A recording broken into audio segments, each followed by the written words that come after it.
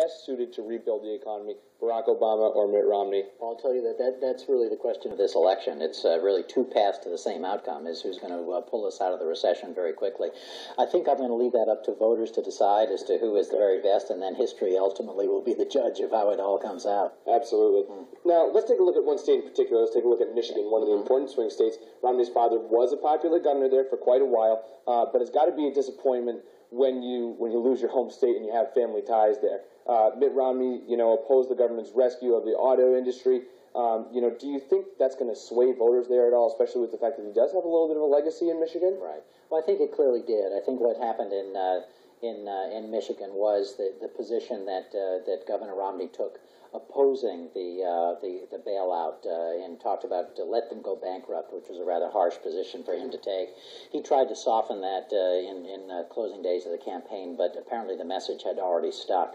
So yes, it was probably a bitter thing for him to see go away, but I don't really think that it's a state that Governor Romney had counted on as part of his electoral base.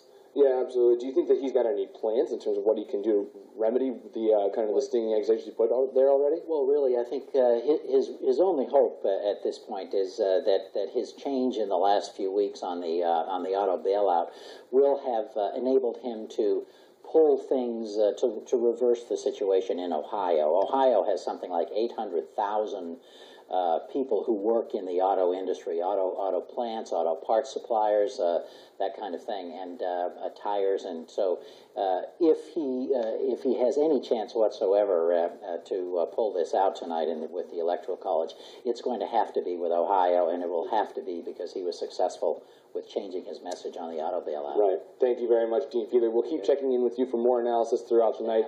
Now let's move on to another central issue in the presidential race: job creation. Two of our reporters, Alexa Dragumis and Joel Senek, who are studying in Washington, D.C. this semester, went to the Department of Employment Services to talk to people who are out of work and what needs to be done to get them back into work. Some residents of Washington, D.C. know what it's like to be out of work. Some guy gets laid off, he's got